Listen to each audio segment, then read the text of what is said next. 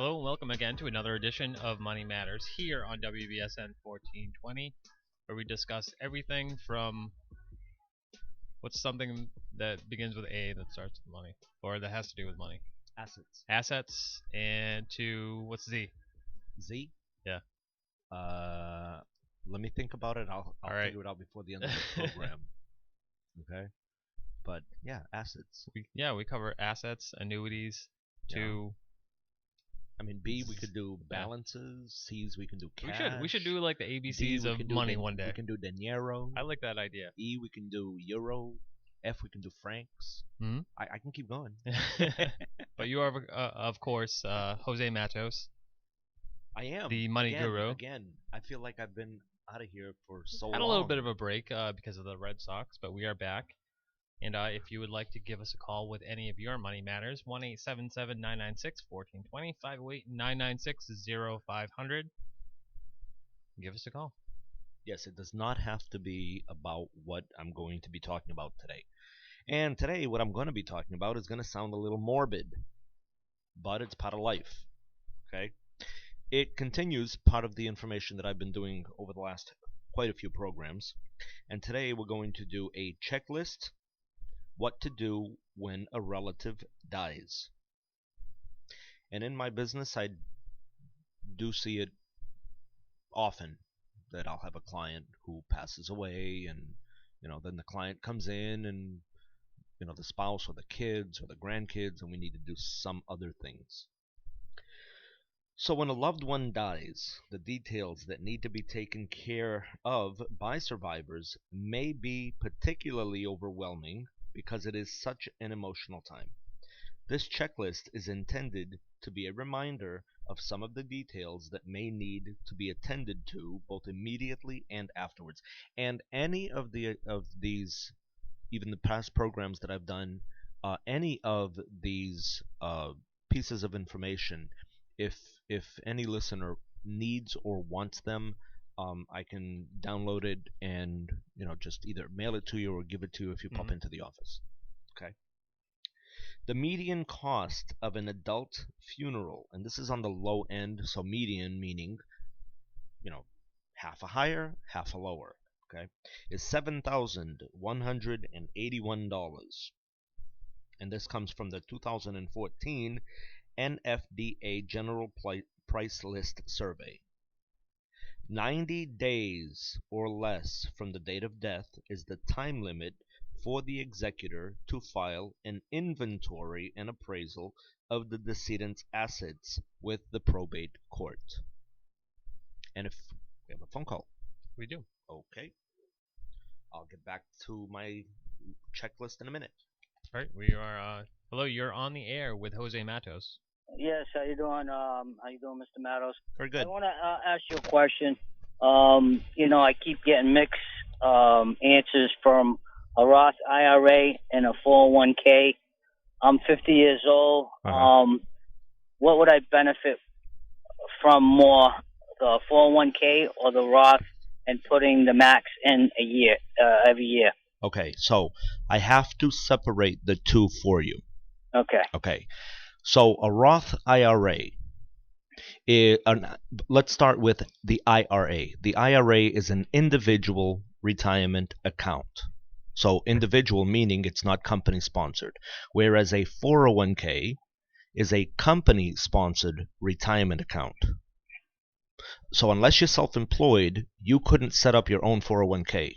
If you were self-employed, had no employees other than your spouse, you could actually set up something called a solo 401k. But that's another part of the information. Okay. But anyway, so nowadays, again, let's back up a second. Originally, back in 1974, I think it was, the original traditional, what we call now the traditional IRA, was established.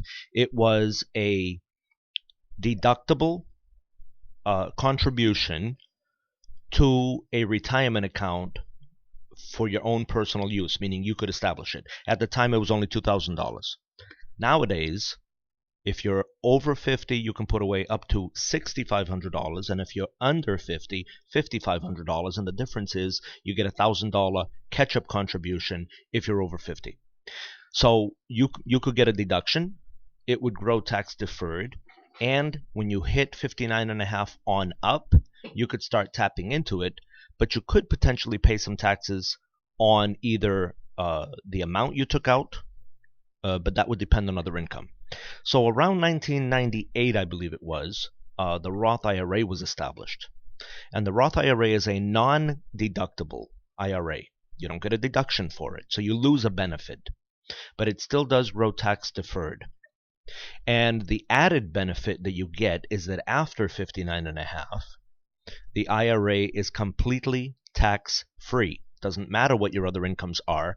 When you pull it out, when you pull money out of it, you don't pay any taxes to Uncle Sam. And you don't pay any taxes. You paid for it up front. Exactly. Okay. Now here's the thing. You are limited to either $5,500 per individual or up to 11 per couple if you're both under 50, so 49 and under. When you hit 50, you are limited to $6,500 per person or $13,000 per couple. Okay? With the 401k, it is like I said, a company-sponsored retirement plan. And it used to be just like the original IRA. It was tax deductible, tax deferred. So when you got your W-2, you would get whatever you put in, and it's based on either a certain dollar amount, and normally I will recommend a percent. It's either based on a dollar amount or a percent that you're putting in from your income. So 1%, 2%, 3%, 5%, 10, whatever it is, to the max. And the maximum, if I'm not mistaken, this year is $18,000. And I could be wrong because I don't have the information in front of me, but I'm pretty certain it's $18,000. Again, if you're over 50, there is a catch-up contribution. I believe it's another $5,000. So you're not as limited to the amount you're putting into a 401k as you will be with the IRA. Now, a few years ago, Uncle Sam and his, and in this case, it was actually a good thing. There is now a Roth 401k. And a lot of employers, a lot of companies have tweaked their 401k whereby their employees can still either do the traditional 401k or the Roth 401k or a mix of both. So when you ask me which might be better, well, let's say that you are currently earning $100,000, just for examples, okay? You can max out your 401k, whether traditional or Roth. And because your income hasn't gone past a certain amount, you can also contribute to either the traditional or the Roth IRA, thereby even putting more money away towards your retirement. Okay, so, all right, which I understand that. So between the two choices, either doing the Roth IRA and maxing them out at $6,500, yep, or doing a 401k with a company that might not match anything at all. Right. What am I better off doing? Okay, right now? so if the most you can put in is up to the $6,500, that's going to be your choice. Okay, because if you can put away the money in a Roth IRA and your employer does not have a Roth 401k and you don't need the tax deduction, then put it away in the Roth IRA. Okay. Especially because the company is going to match, so it's a moot point. It doesn't matter which one you use.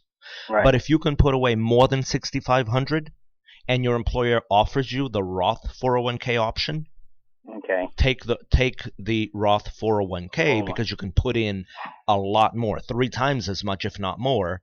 Again, depending if you're over 50, into the Roth 401k. Because when you retire, you can always do a rollover anyway. Okay. Then you take it out of the 401k and you put it into your own Roth IRA. Right. That's why I'm confused, because everybody, I hear mixed messages from everybody. Some people say, no, do the 401k. Then other people say, do the Roth, because you don't know what taxes are going to be after, and you might be paying more taxes when you're ready to retire than what you're paying now. So, well, here's something that happens in my office a lot of times. When we're talking about whether we're going to do the traditional or the Roth, I look at the client's current employment situation.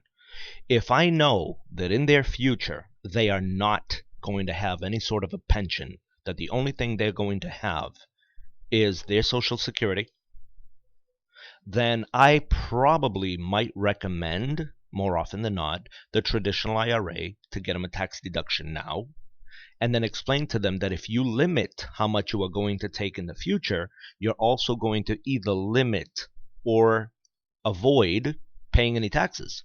Because when you start taking money out in retirement, if you're only collecting Social Security and you don't go past $32,000, half of your Social Security, plus other incomes, if you don't go past $32,000, none of your Social Security is counted as income on your tax return to pay taxes on. So then you can take up to a certain amount out of your IRA, and if you don't go past certain deductions and exemptions that Uncle Sam gives you, then you probably won't pay any tax. Right. And you got the deduction up front. Right. But if you have a pension, if you've got some rentals, you've got other investments, and your income will exceed the 32,000, and it could go even further up, then some of Social Security will start kicking in, and in those cases, I might recommend the Roth instead. Okay. Okay. Very good. Thank you. Thanks for the help. Alrighty. Bye-bye. All right. Thanks for the call, and if the listener ever wants to schedule an appointment, by all means, call the office and come on in. You're under no obligation, but you'll get some. I mean, I try to generalize here on the air because I don't know everything about the person calling. But when somebody sits with me, then it's one-on-one. Right. And if you would you have any questions, give us a call, 877-996-1420, 508-996-0500. Or you can also message us on social media if you like, on the WBS on Facebook, or hashtag WBSM Live on Twitter. Wow. Yeah. You're all over the place. All over. Yeah. This is all right. This is a multimedia experience. It is. Right. I was actually sitting with someone one day, actually 2 or 3 other people. I was having lunch at a restaurant, and so the waitress was there, the bartender, and there was a couple of other people sitting next to me, and they were all talking. I was kind of not part of the conversation initially. They were all talking about, social media and Facebook and this, that, and the other thing. And, and I said, well, so then I interrupted because I knew everybody. And I said, so what do you think you're actually doing when you're like on Facebook or these other social media? Well, we're socializing. I said, no, this right now, what we're doing is socializing. Right. So interactive. All right. So immediately upon passing, there are tasks that family members will need to take care of very soon after the relative's death. Arrange for a funeral or memorial service. Determine if the decedent made his or her wishes regarding his or her funeral or memorial services known, either in writing or verbally. Contact a funeral home or memorial society. Tell friends and family what the plans are. Ask them to help you contact people. Determine if all or part of the decedent's funeral costs have been prepaid. You can refer to agreement documents that the decedent might have kept or ask the funeral home. Also, check with the cemetery to see if the decedent paid for a plot or burial insurance. Submit an obituary to the decedent's local newspapers. You may want to include a charitable organization for donations if that is preferred in lieu of flowers. Make a list of everyone who sends donations, flowers, or cards so that acknowledgments can be sent. If the decedent was a veteran, contact the Department of Veterans Affairs about benefits the estate may be eligible for. Veterans, service members, and their dependents can be buried in a national cemetery for free. If a veteran is buried elsewhere and was entitled to receive Veterans Affairs VA disability payments up to the time of death, his or her estate can receive an allowance toward burial and funeral expenses. Other benefits may include a ceremonial American flag, headstone, or presidential memorial certificate.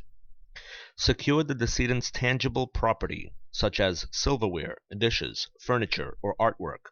Later on, you and the executor will need to have these items appraised and distributed according to the decedent's wishes. This may be a difficult task if the property has already been distributed to various family members. After the funeral, there are several financial matters that need to be taken care of when a relative dies. However, you may not need to take these steps immediately. You and your family will need time to grieve. Most financial advisors recommend that you do not make any changes in or long-term decisions about finances for at least 6 months to a year after your loved one's death. But there are some issues that have to be dealt with within legal time periods. Here are some of the initial steps that need to be taken. Notify the decedent's attorney about the death. Find out if there is a will and who was appointed executor. If you are named executor in the will or by the court, contact witnesses to have the will or the executor of the estate if someone else has been appointed to that role. Organize a meeting to review the will and handle the estate settlement. If interested parties are unable to attend, they can obtain copies of the will. The executor needs to determine the contents of the decedent's safe deposit box if there is one, and acquire permission to remove the contents. Meet with the attorney or your own attorney to review the steps necessary to administer the decedent's estate, the probate process. Bring as much information as possible about finances, taxes, and debts. Do not worry about putting the papers in order first. The lawyer will have experience in organizing and understanding complex financial statements. I kind of tell people to take that with a grain of salt because not all attorneys do. Documents you should bring include copies of the decedent's death certificate. You can get these from the funeral director, and it is a good idea to get at least 10 to 20 copies. A lot of places won't take copies, they'll only take certified. A copy of the decedent's birth certificate, and your marriage license if the decedent is your spouse. Financial statements, including those from banks, brokerage houses, and insurance agencies. Other financial documents, including tax forms from the prior years, unpaid credit card and utility bills, and mortgage payments. The decedent's social security number and Veterans Affairs identification number if applicable. Find a financial institution, example, a bank or credit union, in your area that can provide you with signature guarantees for certain documents if necessary. A signature guarantee, just as an offshoot, a guarantee stamp is... I've heard that term before, but I didn't really understand what it was until I had to actually get one. It has okay, so you know what a notary is. Yes. Okay, a notary is someone who can stamp verifying certain information or certain documents. Okay, but a signature guarantee stamp has even more authority than just a notary. Anybody can, almost anybody can become a notary. You apply, you go on the oath that you're going to do your duties as a notary correctly, ethically, trustworthiness, and so on. But a signature guarantee stamp, not everyone can get it. Okay, banks and investment firms are the only ones that actually have a notary stamp. A signature guarantee stamp. Okay. I have a supervisory agency that oversees my work. I'm self-employed, but there is someone overseeing what I do. They have a signature guarantee stamp. But I can only have something guaranteed, meaning the signature guaranteed, when I requested for a client. So if somebody walks in off the street needing one and they're not a client, I can't do it. I have to send them to a bank. Now, what situations would you need a signature guarantee? Sometimes moving monies around, the situation... rollovers, sometimes requesting monies from certain other financial institutions, depending on the size of the monies. There are probably other situations, but in my field, that's what I see most often. Right. The only experience that I've had with it is when I was going through my my grandmother's finances at the time. We needed to kind of like consolidate all her bank accounts and her I think she had a life insurance plan or an investment plan with I want to say Merrill Lynch. Okay. Maybe we'll say Merrill Lynch just for the sake of argument. Okay. And then we had to transfer everything to another, everything down into a bank, and we needed a signature guarantee. Probably because of the amount. But I And who signed it? Was it the investment company or the bank? the bank signed it. Okay. Because that's where the money was coming to. Right. Right. But we all had to be present there, and that was the only situation that I've ever encountered that. When I was reading through the documents and things of how to transfer it, I wish I had known you then, because I would have made your life easier. I needed you, or I need something to kind of translate what exactly that was, because I was like dumbfounded at the time. You were in a fog. At the time. You were in a fog. I mean, this was a few years ago as well. I'm less dumbfied. Hopefully because of doing the program with me. I'm fairly educated now. There you go. About let's go on with more things. Let's not talk about my education. All right, well, let's not. At least in the financial world.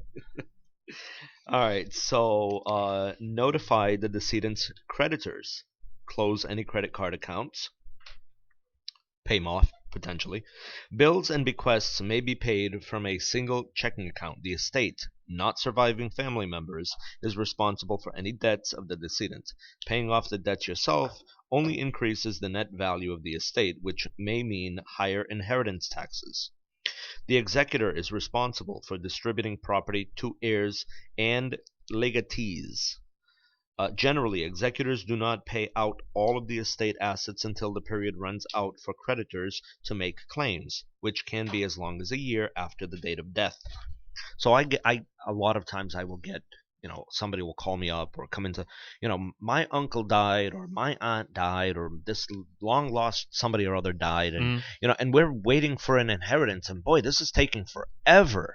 Well, that's why there's a certain time period. Right. Okay. Right. So again, generally executors do not pay out all of the estate assets until the period runs out for creditors to make claims, which can be as long as a year after the date of death. But once the executor understands the estate and the likely claims, he or she can distribute most of the assets, retaining a reserve for unanticipated claims and the costs of closing out the estate. Right. That's the thing about when someone passes and there's a transfer of money. The people directly related, they feel like they're entitled to it as soon as possible, but it's not the case. No. There's they had bills that they need to be paid. There's taxes. There's all sorts of stuff. Absolutely. And like you said, there's a time frame where that all has to be sorted out. Absolutely. The executor must file an account with the probate court listing any income of the estate since the date of death and all expenses and estate distributions. Once the court approves this final document, the executor can distribute whatever is left in the closing reserve and finish his or her work. Okay. I'm going to continue. We're going to take a break, but I'm also going to mention that probate is a public matter. So if you don't want other people to know, if you're private, okay, consider potentially setting up a trust. Okay. I'm not an attorney. I don't set them up. I talk about them all the time with clients. I can give a pretty decent explanation as to what they are and how they work, but I am not an attorney. So then I will recommend the client sees an attorney to set up a trust. And you can set up an irrevocable trust or a revocable trust. If it's a revocable trust, you still retain all of the authority to do with the assets as you please. But when you pass, because what you might have is in trust, it now becomes a non-public matter. And it won't necessarily have to go through probate. Okay.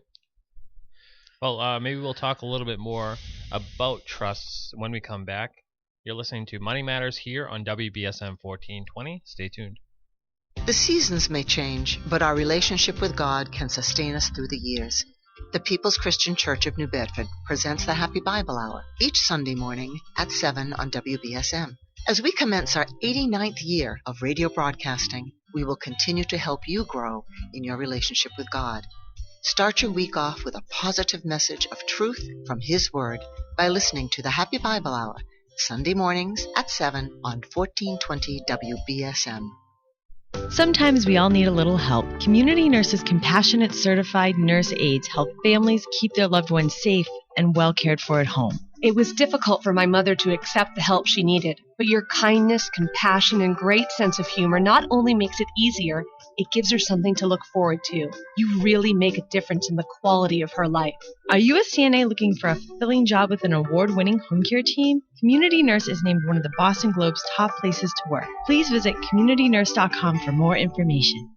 Voting is open for our No Roof Left Behind contest. Help Carefree Homes choose the winner of a free GAF roof. Will it be Bonnie Clark of Fairhaven, Arlene Harnett of Somerset, Maria Neves of Dartmouth, or Sherry Watkins of New Bedford? Vote today at carefreehomescompany.com.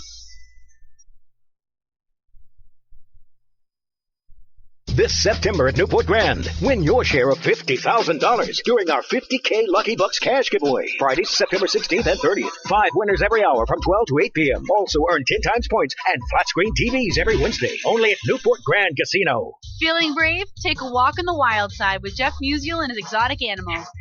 Jeff and his furry and feathered friends will take over Greater New Bedford Vogue Tech for his super fun and super gross animal show. He may even invite you up on stage. It's an unforgettable experience with Jeff on Saturday, October 8th. Catch the early bird show at 10 a.m. or be a later gator with the 12 noon show. Thanks to our sponsor, Coastal Dental of Fairhaven, these tickets are only $10 for general admission or $15 for the VIP experience. Grab yours now at WBSM.com. You've been lied to. Lied to by corrupt Washington politicians and the Wall Street propaganda machine. Hi, I'm Inc. magazine best-selling author Brett Kitchen, and I want to give you a free copy of my brand new book, Wealth Beyond Wall Street, because we all know another market crash could be right around the corner. After losing 35% in my IRA in the crash years ago, I said enough, and since then I discovered a way to grow money potentially double digits, reduce taxes dramatically, and also have my money protected when the next stock market crash hits. When the next market crash hits, you lose nothing. Call Wealth Beyond Wall Street now to get your free copy and talk with a specialist to discover this little-known strategy to get potential double-digit growth during good years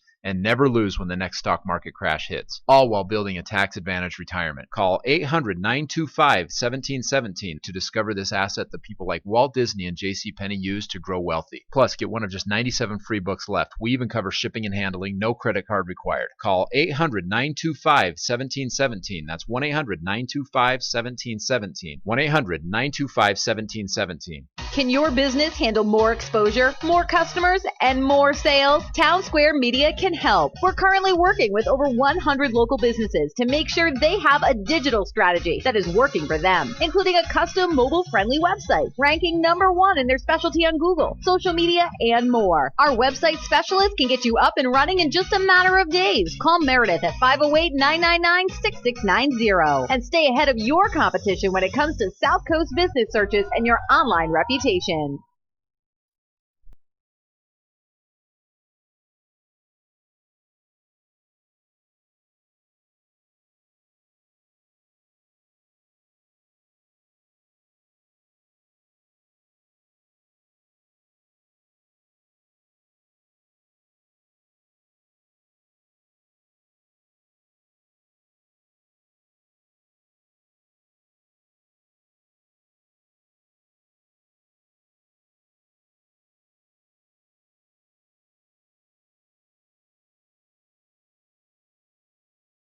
(996-1420) 508-996-0500. Call us with any of your money matters. We're here to help. I try. Or Jose is here to help. I'm here just to I'm here to push buttons and ask stupid questions. They're not stupid. And you know what questions are stupid are the ones that you didn't ask, and then you. Right. I tell that to clients all the time.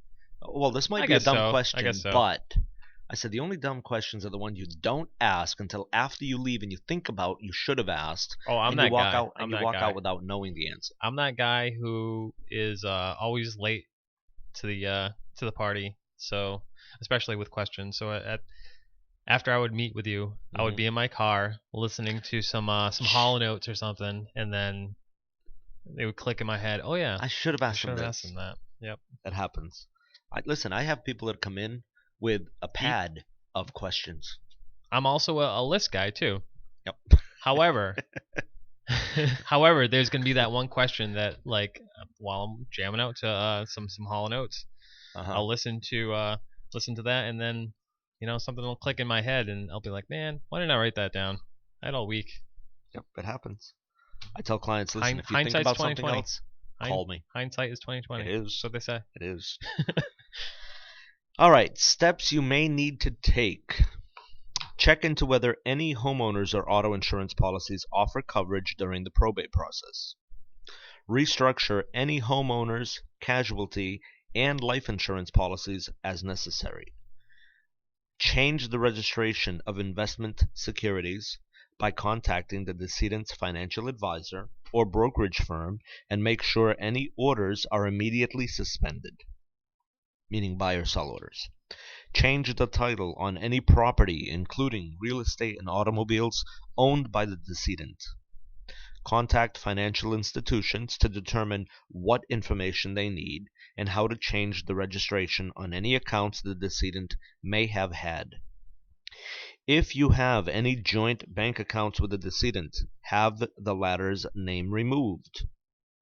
Review your own estate plan, including insurance policies, legal documents, investment plans, etc., and revise as necessary.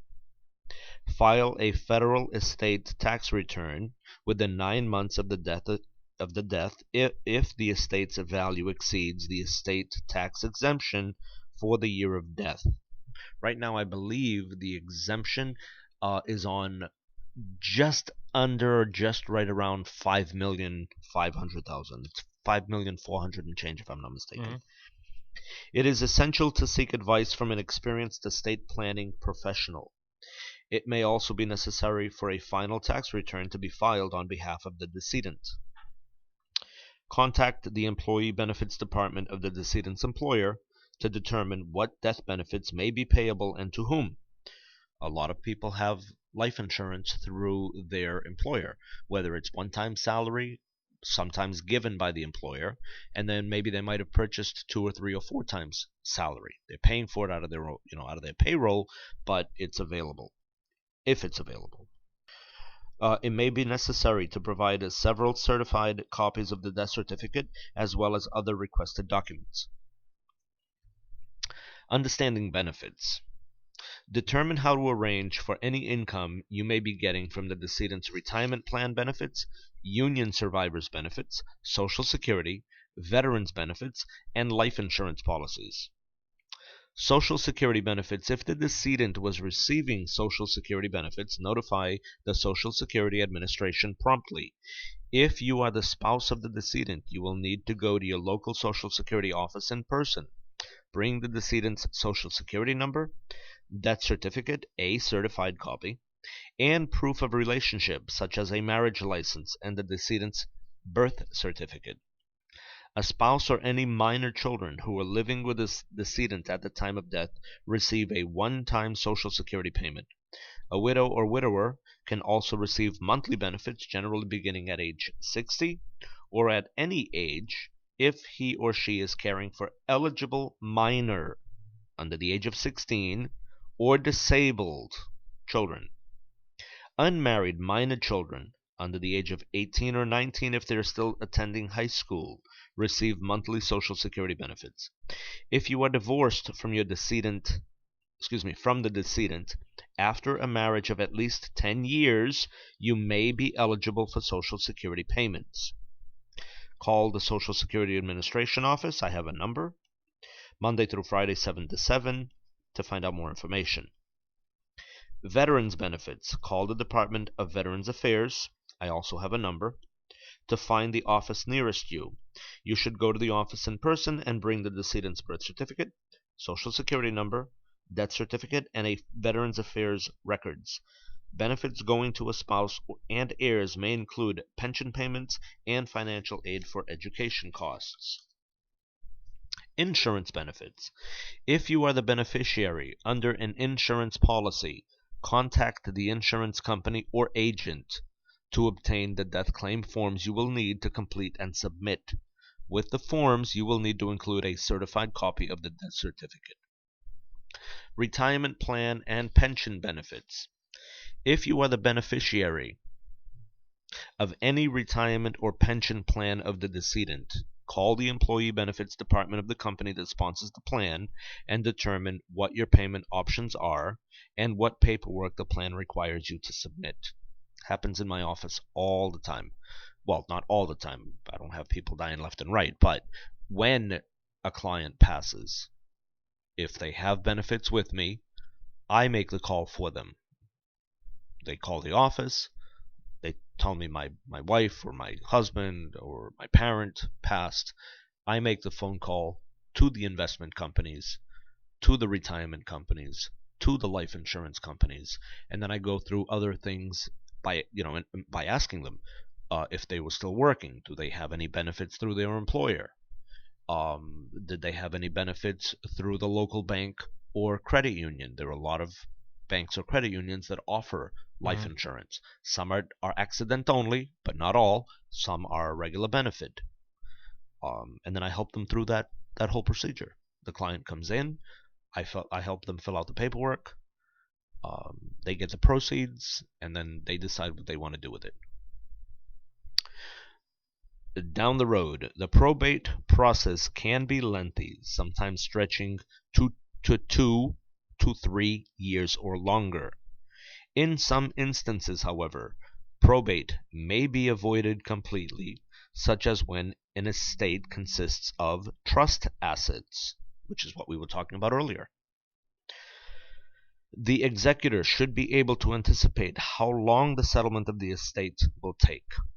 There is no quick fix for the grief and stress undoubtedly experienced after the death of a loved one.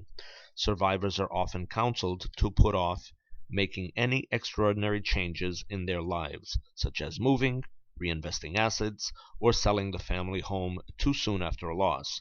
Making important decisions immediately could mean having regrets later. Instead, it may be best to take time to grieve and heal from one of life's inevitable but most traumatic experiences. There are a list here that I'm going to also mention for resources. The National Funeral Directors Association, AARP. AARP is a non-profit, nonpartisan organization dedicated to helping older Americans achieve lives of independence, dignity, and purpose. AARP's website has online publications and links for funeral planning information. Also, Funeral Consumers Alliance. FCA is a consumer organization that provides information about alternatives for funeral or non-funeral dispositions. It encourages advanced planning and cost efficiency. Selected Independent Funeral Homes. It is a national organization of funeral firms. Membership is by invitation only and conditioned upon the commitment of each firm to comply with the association's Code of Good Funeral Practices. Consumers may view a variety of publications in the site's Consumer Information section. And the Federal Trade Commission. The FTC offers a consumer guide to funerals. Click the Money and Credit tab, then select Shopping and Saving from the menu on the left, then Shopping the Funeral Services under the Specific Products and Services section. So, now you know what to do if that unfortunate situation happens where someone you love passes. Right. And I mean, it's something that like people don't want to think about. Nope. It's something, but it is something that you need to think about. It because happens. Nobody lives forever. Right. And nobody stays above. And the thing is, when somebody passes away, the family, like, nobody knows what to do. No, everybody's like, I don't know. What do you want to do? What's going on? I don't know. You need I don't know if you necessarily need, but it would help out a lot if you had either a lawyer or a financial advisor that could kind of direct you and point you in your family into the direction that you need to go to sort everything out. Right. When I'm talking to clients, one of the things that I have mentioned numerous times, more times than I can remember, okay, is for them to take one of my business cards and put it in the envelope where the will is stored. So the will the document, and normally the attorney has this little envelope that he puts it in. Mhm. Okay, and I tell my clients, take one of my business cards and put it in along with the will, because if something happens to you, your kids are going to take, because I'm assuming upon the second passing, because if it's a couple and one passes, the other one's still here, they're going to come and see me anyway, because there are things that need to be done, either with life insurance, with retirement accounts, with non-retirement accounts, and so on. Okay, even non-retirement. So again, let me back up a second. With life insurance, there is a place to put a beneficiary on. Don't ever name the estate as the beneficiary. That's a big no-no. Okay. With retirement plans, 401ks, IRAs, 403bs, annuities if you're affiliated with a union, you name it, any sort of retirement plan, there is a place for a beneficiary. Mm-hmm. If it's a non-retirement account, if it's a bank account, if it's a credit union account, you can designate something called TOD. TOD stands for transfer on death. Okay, and it's something that I do for clients all the time. If the bank won't allow for a TOD designation, then you can do an ITF, in trust for. It's the same thing. It's naming someone who will not have access to the account while the account owner is still living. Mm-hmm. So it could be an individual account or it could be a joint account. The beneficiary does not have access to that money or anything in it until the person passes.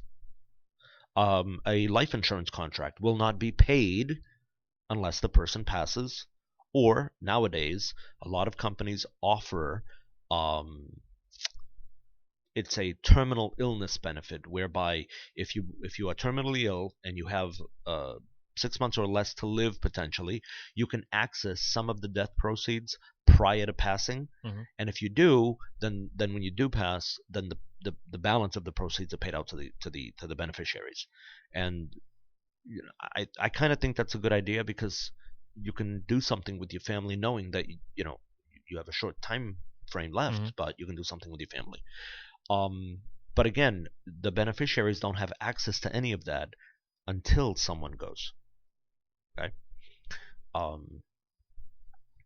So when I advise the client to take one of my cards and stick it in the envelope with the will, it's knowing that when the kids who might not have met me yet, Mm-hmm. okay, when they pick up that will and they're going to start going through whatever needs to be gone through, there's already a contact person that they know to call, because obviously mom and dad had something with this guy. Right. And then if I can help them, then I do. Right. Like I said, I mean, it's a point in the right direction, I think. Mm-hmm. Absolutely. But anyway, we are approaching the end of the program, which is partly brought to you by Sugar Daddy's Tanning at 1637 Acushnet Avenue in the north end of New Bedford.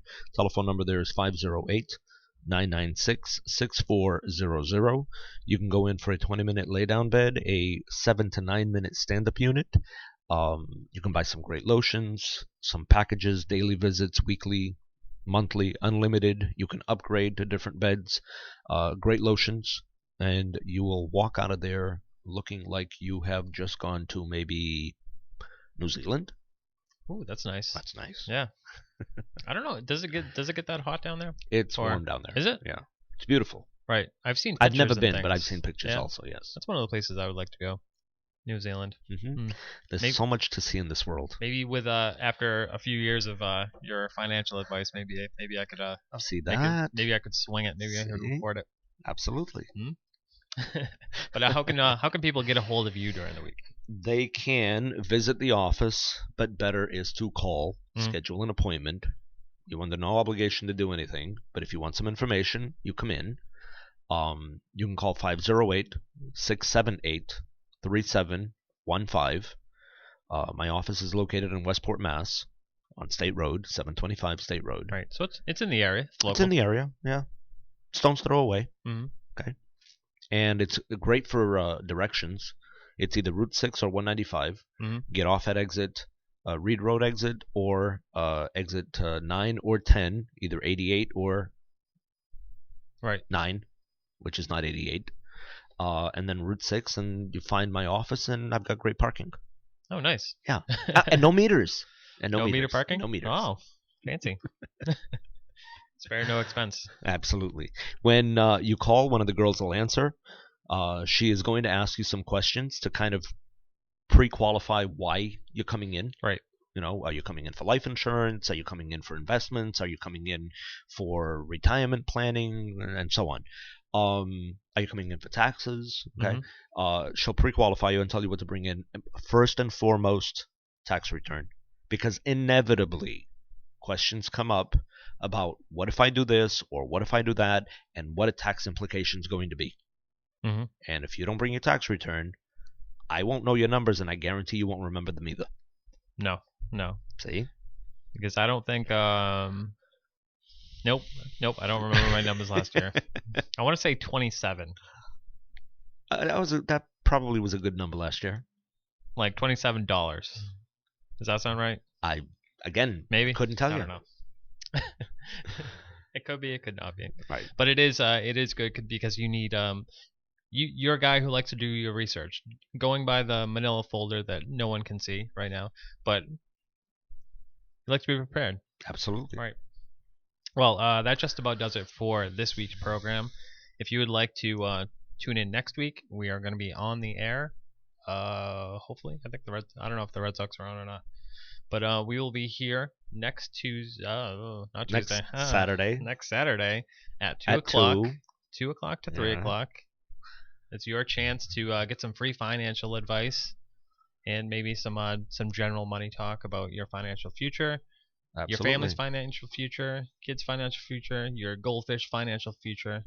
We will be here next week, 2 o'clock. We will see you then.